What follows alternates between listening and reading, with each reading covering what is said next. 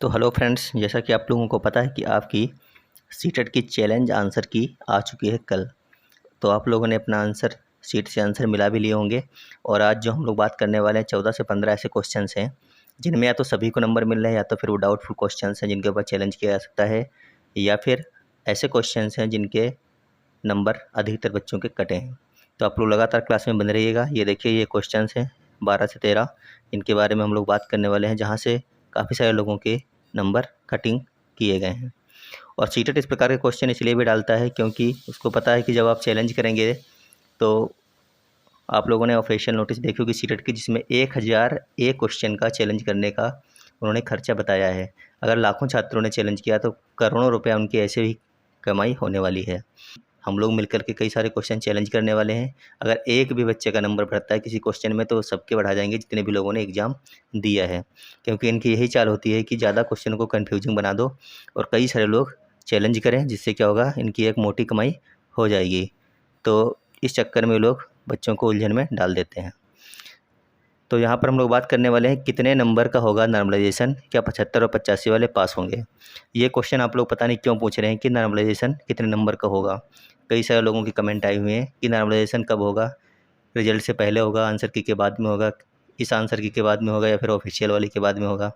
तो नॉर्मलाइजेशन यहाँ पे नहीं होगा, क्योंकि आप लोगों को स्पष्ट बताया गया था कि नॉर्मलाइजेशन कब होता है, जब आपका एग्ज़ाम 2 शिफ्टों, एक से ज़्यादा शिफ्टों में होता है, यानी कि 2, 3, 5, 10, 15। तब नॉर्मलाइजेशन किया जाता है कि हर शिफ्ट का पेपर अलग अलग होता है, किसी का पेपर हार्ड होता है, किसी का पेपर नॉर्मल होता है, तो उसको एक समान बनाने के लिए नॉर्मलाइजेशन किया जाता है। अगर बात करें 75 वाले पास होंगे, तो अगर आप ओबीसी में और आपके यहाँ पे 78 यानी कि 77-78 नंबर आ रहे हैं, तो आपको 3 से 4 नंबर और जो आपकी आंसर की आने वाली है ऑफिशियल, उसमें बढ़े हुए देखने को मिल सकते हैं, क्योंकि कई सारे कन्फ्यूजिंग क्वेश्चंस हैं यहाँ पर जिनके खिलाफ जो है हम लोग अपना ऑब्जेक्शन करने वाले हैं। तो 3-4 नंबर आपके बढ़ सकते हैं। तो अगर आपके 75 हैं तो काफ़ी कम उम्मीद है, लेकिन अगर आपके 78 तक नंबर हैं तो थोड़ी सी उम्मीद बढ़ रही है। और अगर आप जनरल कैटेगरी से हैं, अगर आपके 85 आ रहे हैं, तो आप हो सकता है कि आपके 4 से 5 नंबर बढ़ जाएँ और आप पास हो जाएँ। अब हम बात करने वाले हैं कि जिनके नंबर पहले, तो जब आप लोगों ने यूट्यूब से आंसर की मिलाई थी तो आपके 92 आ रहे थे, 95 आ रहे थे। अब आपके जो नंबर हैं वो 81 आ रहे हैं, 85 आ रहे हैं, 8-8, 10 नंबर कम हो गए। तो वो ऐसे कौन से क्वेश्चंस हैं जहाँ से आपके नंबर कम हुए हैं। अगर हम बात करें रिजल्ट की, तो आपको रिजल्ट जो है फाइनल आंसर की के 8 दिन के बाद में देखने को मिलने वाला है। अभी आपकी जो है ये फाइनल आंसर की नहीं आई है, इसीलिए अभी रिजल्ट की आप लोग बात ना कीजिएगा। बहुत सारे लोग कर भी रहे हैं। महिलाओं के लिए कितने नंबर जाएगा कट ऑफ, तो महिलाओं की कट ऑफ यहाँ पर अलग से नहीं बनती है, जो लड़कों का होता है सेम कैटेगरी यहाँ पर महिलाओं की भी होती है। आपको 82 नंबर ओबीसी में लाने होते हैं, जनरल के लिए 90 नंबर लाने ही पड़ते हैं। अलग से कोई कट ऑफ नहीं जारी की जाती है। हम लोग लेकर के आए हैं, तो चलिए देखते हैं। एक क्वेश्चन था जिसकी हम लोग बात करते हैं, क्वेश्चन नंबर 8, जहाँ पे लिखा था कि विविध सांस्कृतिक पृष्ठभूमि से बच्चों यानी कि छात्रों की ज़रूरत को पूरा करने के लिए कक्षा शिक्षण को सांस्कृतिक रूप से उत्तरदायी होना चाहिए। ये था अभिकथन। इसका कारण दिया था, कक्षा में समता केवल मानकीकृत पाठ्यचर्या व आकलन के द्वारा सुनिश्चित की जाती है।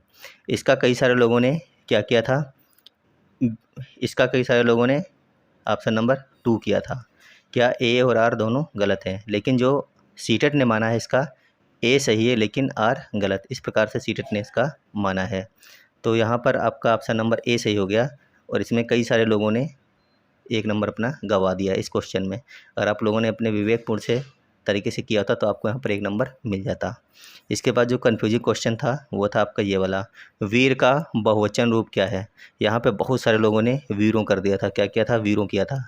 हमने कई सारे लोगों से बात भी की, जितने भी जानने वाले थे अधिकतर लोगों ने वीरों किया था, वीर का वीरों वीरों वीरों। लेकिन इसका जो ऑफिशियल आंसर की में आंसर आया है, बिल्कुल सही आंसर आया, वो है वीर। क्या हो गया, वीर। और ऑफिशियल की में भी वीर आया है। तो आप लोगों ने अगर ये नंबर गंवा दिया है तो आप समझ लीजिए कितना ये क्वेश्चन हो सकता है कि आप कंफ्यूज हुए, लेकिन आसान क्वेश्चन था और आपने एक नंबर इसका भी अपना गंवा दिया। इसके बाद अगला क्वेश्चन जिसमें आप लोगों ने नंबर गंवाए हैं, कई सारे लोगों ने लिखा है, प्रतिभाशाली बच्चों के संदर्भ में निम्नलिखित में से कौन सा सही है। आपको यहाँ पर बताना था कि प्रतिभाशाली जो बच्चे होते हैं उसके संदर्भ में चारों में से कौन सा सही है। आप लोगों ने जो किया है, अधिकतर बच्चों ने ये किया था कि प्रतिभाशाली बच्चे निश्चित रूप से शैक्षणिक, सामाजिक और भावनात्मक सभी क्षेत्रों में उत्कृष्टता प्राप्त करते हैं। कई सारे लोगों ने किया था, अधिकतर लोगों ने किया था, 80% लोगों ने यही किया था। लेकिन जो सीटेट ने माना है यहाँ पर वो माना है कि प्रतिभाशाली छात्र अन्य छात्रों की तुलना में अपेक्षाकृत उन्नत गति से सीखते हैं। ये आपका एक नंबर यहाँ पर क्वेश्चन नंबर जो 10 है इसने भी आपका एक नंबर कट कर दिया, क्योंकि यहाँ पर सीटेट ने जो ऑफिशियल माना है ऑप्शन नंबर 2, इसका भी एक रीज़न है। यहाँ पे पूछा गया था कि प्रतिभाशाली बच्चों के संदर्भ में कौन सा सही है, तो ऑप्शन नंबर 2 सही है कि प्रतिभाशाली छात्र अन्य छात्रों की तुलना में अपेक्षाकृत उन्नत गति यानी कि जल्दी और अच्छे तरीके से सीख जाते हैं। यहाँ पे ऑप्शन नंबर 4 में क्या लिखा है प्रतिभाशाली बच्चे निश्चित रूप से शैक्षणिक, सामाजिक और भावनात्मक, यहाँ पे आ गया, यहीं से इसका आंसर जो है गलत हो गया था। अगर आप लोगों ने कर दिया था तो आपका एक नंबर जो कम हुआ है यहाँ से कम हुआ है। अगला क्वेश्चन देखते हैं, कन्फ्यूजिंग वाला क्वेश्चन नंबर 14। यहाँ लिखा था कि हेंज की दुविधा को पेश किए जाने पर अरुणिमा तर्क देती है, कानून इन परिस्थितियों के लिए स्थापित नहीं किया गया था। इस स्थिति में दवा लेना वास्तव में सही नहीं है, लेकिन यह उचित है। उसने पहले कहा सही नहीं है, फिर क्या कहा, उचित है। आगे लिखा है कि लॉरेंस कोहलबर्ग के सिद्धांत के अनुसार अरुणिमा नैतिक विकास की कौन सी अवस्था है। तो यहाँ पर कई सारे लोगों ने अपना आंसर गलत कर दिया है। क्वेश्चन नंबर 14 में आप लोगों ने क्या किया था, तीसरा क्या था, सामाजिक सरोकार और विवेक, ये किया था। लेकिन इसका जो ऑफिशियल आंसर आया है वह है ऑप्शन नंबर 4, नैतिकता का विरोधाभास, व्यक्तिगत अधिकार व लोकतांत्रिकता। तो ऑप्शन नंबर 4 इसका माना गया है ऑफिशियल आंसर की में क्वेश्चन नंबर 14 का। आप लोगों ने ऑप्शन नंबर 3 किया था, तो एक नंबर यहाँ से भी कट हुआ है। आगे देखते हैं, अगला क्वेश्चन आपका है क्वेश्चन नंबर 18, कथन और कारण वाला था। कथन क्या था कि शिक्षकों को बच्चों के साथ काम करते समय लगातार अपने स्वयं के दृष्टिकोण और पूर्वाग्रहों की जांच करनी चाहिए। उसके बाद में इसका कारण लिखा था कि समस्या समाधान की प्रक्रिया कार्यात्मक स्थिति से बाधित है। समस्या समाधान की प्रक्रिया कार्यात्मक स्थिरता से बाधित है। अब यहाँ पर हम बात करते हैं कि आप लोगों ने क्या किया था, जो आप लोगों ने हमें बताया था पहले। इसमें जो है बहुत से लोग हैं, उन्होंने इसका जो सही आंसर किया था वो क्या था, ऑप्शन नंबर ए। क्या था, ए सही है लेकिन आर गलत है। आप लोगों ने ये किया था, बहुत सारे लोगों ने ए सही है लेकिन आर गलत है। लेकिन इसका जो सही आंसर माना गया है ऑफिशियल आंसर की में वो 4 माना गया है। ए और आर दोनों सही हैं, लेकिन ए की आर सही व्याख्या नहीं करता है, तो इसका ऑप्शन नंबर 4 सही है। यहाँ से भी आपका एक नंबर कटा है कई सारे लोगों का, क्योंकि यहाँ पर आप लोगों ने क्या किया था कि ए सही है आर गलत है। आर गलत नहीं है, लेकिन ए की सही व्याख्या नहीं कर रहा है, जबकि दोनों यहाँ पर सही हैं। ए और आर दोनों सही थे व्याख्या, लेकिन ए की नहीं कर रहा था आर, बस ये अंतर था यहाँ पे। अगला जो क्वेश्चन था वो है 33। देखिए यहाँ पर आप लोग मिला सकते हैं अपना है।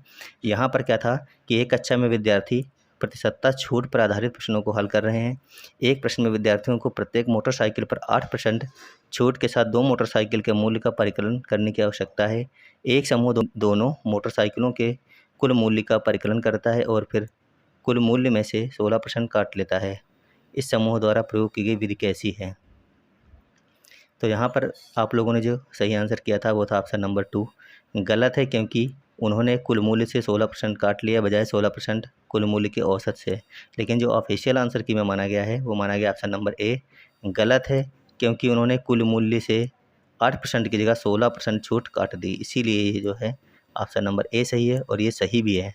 अगर आप लोगों को ऐसा लग रहा है कि गलत आया है तो गलत नहीं आया, इसके ऊपर चैलेंज नहीं कर सकते हैं। ये सिर्फ हमारी सोच थी वहाँ पे कि हम कितना एक्टिव सोच पा रहे हैं, तो हम लोगों ने खुद यहाँ पर इसका ऑप्शन गलत कर दिया था। अगला क्वेश्चन देखते हैं। अगला क्वेश्चन है 35। यहाँ पे देखिए क्या लिखा है। लिखा है संख्याओं के बारे में निम्नलिखित में से कौन सा या फिर कौन से कथन सत्य हैं।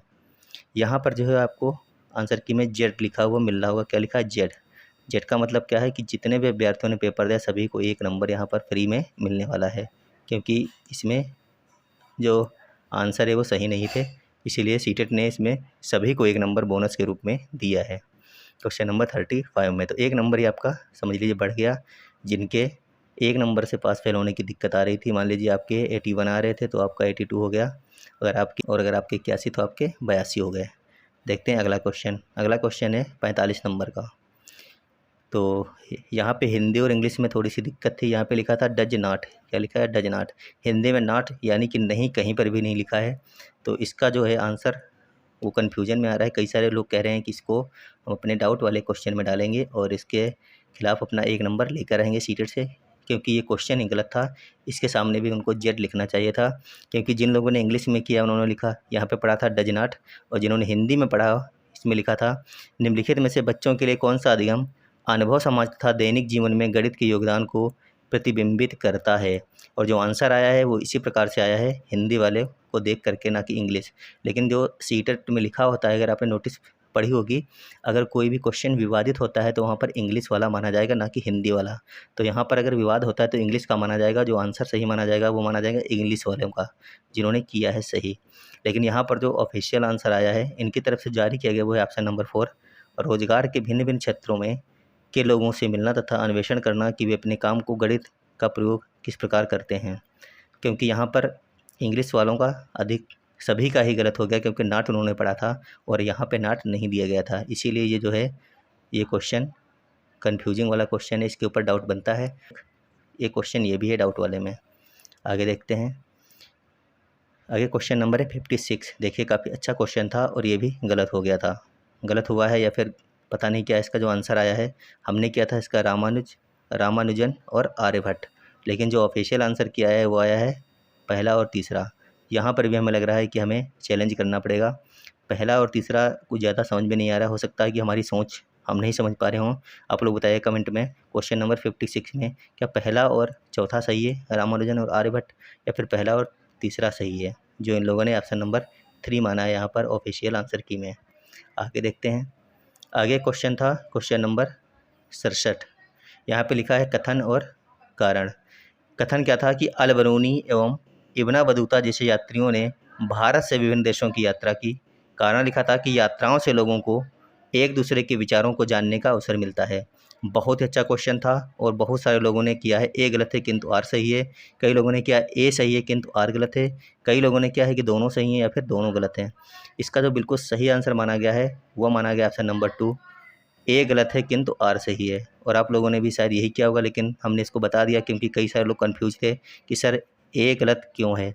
ए गलत इसलिए अल बरूनी और इब्न बतूता जैसे यात्रियों ने भारत से अलग अलग देशों में नहीं गए, वो लोग भारत में आए थे भारत की यात्रा करने के लिए, ना कि भारत में पूरी ज़िंदगी रहे और भारत से अन्य देशों की यात्रा करने गए हैं।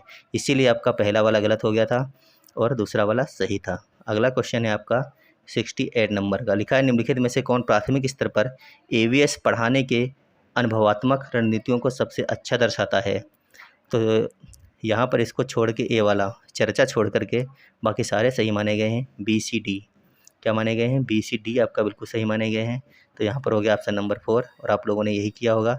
लेकिन हमारे कई सारे जानने वाले लोगों ने चर्चा भी ले लिया था यहाँ पर, चर्चा, क्षेत्र भ्रमण और कला एकीकृत शिक्षा। तो इस प्रकार से ये जो ऑप्शन है ऑप्शन नंबर 4 सही है यहाँ पर। अगला क्वेश्चन है 77। लिखा है रोशनी एक ईवीएस शिक्षिका ने सरसों, हरा चना, बंगाल चना और मिर्च के प्रत्येक 20 बीजों में से कितने अंकुरित हुए के लिए एक डेटा चार्ट प्रदर्शित किया। उन्होंने उनसे यह समझाने के लिए कहा कि विभिन्न बीजों की अंकुरण दर से भिन्नता क्यों होती है, वह कौन से कौशल का आकलन करना चाहती है। बहुत ही अच्छा क्वेश्चन है और एक कन्फ्यूजिंग क्वेश्चन है। यहाँ पर जांच भी हो सकता है और अनुमान लगाना भी हो सकता है ना। तो यहाँ पर जो इन लोगों ने ऑफिशियल माना है वो माना है 2 जांच वाला, लेकिन यहाँ पर अनुमान लगाना भी मुझे लग रहा है कि सही हो सकता है। बाकी आप लोग बताइएगा कि आपका इसमें कौन सा सही आ रहा है। आगे देखते हैं। आगे जो क्वेश्चन है 80 नंबर का, उसमें लिखा है ईवीएस पढ़ाते समय एक शिक्षिका निम्नलिखित विधियों का पालन करता है। सोचो, जोड़ो, साझा करो, पारस्परिक सहपाठी, ट्यूशन, जिज्ञासा, रणनीति, सहपाठी, पुनरीक्षण, ये उदाहरण है। तो ये किस चीज़ के उदाहरण हैं आपको ये बताना था। तो इसका जो है ऑप्शन नंबर बिल्कुल सोच जो है बिल्कुल सही था, रचनात्मक उपागम। अगर इसके अलावा आप लोगों ने कुछ कर लिया था, कन्फ्यूजिंग क्वेश्चन था, कई लोगों को कन्फ्यूजन हो रही थी कि ऑप्शन नंबर 4 ही इसमें क्यों सही हुआ, इसीलिए हमने बता दिया कि इसका जो है ऑफिशियल आंसर की में भी ऑप्शन नंबर 4 ही सही माना गया है। एक क्वेश्चन है आपका ये 83 नंबर का है। लिखा है ईवीएस पाठचर्या सीखने के सामाजिक रचनावादी परिप्रेक्ष्य में तैयार किया गया है, कथन था ये। और इसका जो दूसरा कथन लिखा है कि बच्चों के गहन अध्ययन के साथ बच्चों के सीखने के बारे में पियाजे के विचार सामाजिक रचनावादी परिप्रेक्ष्य का प्रतिनिधित्व करते हैं। बहुत ही ज़बरदस्त क्वेश्चन था और बहुत ही भर भर के गलत हुआ है ये क्वेश्चन। इसका सही जो माना है सीटेट ने, पहला माना है कथन 1 जो है सत्य परंतु कथन 2 सत्य है, और हम लोगों ने किया था कथन 1 और कथन 2 दोनों सही हैं। तो ये आपका गलत हो गया है। अगर आप लोगों ने ये किया था तो पहला इसका बिल्कुल सही यहाँ पर सीटेट ने माना है। तो उम्मीद है आप लोगों को ये बिल्कुल समझ में आया होगा कि आपके अगर नंबर कम हो रहे हैं तो इन क्वेश्चनों में ही कम हो रहे होंगे, क्योंकि ये डाउटफुल क्वेश्चन थे और ये चीज़ भी आपको समझ में आ गई होगी कि आपकी सीटेट की आंसर की कब आएगी और कितने नंबर वाले पास होंगे। महिलाओं को कोई अलग से वेटेज यहाँ पे नहीं मिलता है, और जब भी डेट आएगी ऑफिशियल रिजल्ट की तो आपको ज़रूर बताया जाएगा। फ़िलहाल आपके जो फाइनल आंसर की आएगी वहाँ से आपको पता चल जाएगा कि आपके कितने नंबर बढ़े हैं, कितने घटे हैं। तब तक आप लोग अपना, अगर आपके 10 से 12 नंबर कम आ रहे हैं, 15 नंबर कम है, तो नेक्स्ट सीटेट की तैयारी कर लीजिए। सीटेट इतना कठिन नहीं है, हो सकता है कि इस बार आप अच्छी तरीके से ना दे पाए हों, ना समझ पाए हों, लेकिन नेक्स्ट बार में आप ज़रूर पास होंगे। और आपके 10 से 12 नंबर कम आ रहे हैं तो आप लोगों के लिए क्लासें हमारे चैनल पे पड़ी हुई हैं, आप लोग वहाँ से पढ़िएगा। और नेक्स्ट सीटेट के लिए बहुत ही जल्दी नई क्लासें शुरू कर दी जाएंगी। सामाजिक विज्ञान के लिए विशेषकर आपके लिए बहुत ही बेहतरीन क्लासें यहाँ पर दी जाएंगी। मिलेंगे अगली क्लास में, जब तक के लिए धन्यवाद, बाय बाय।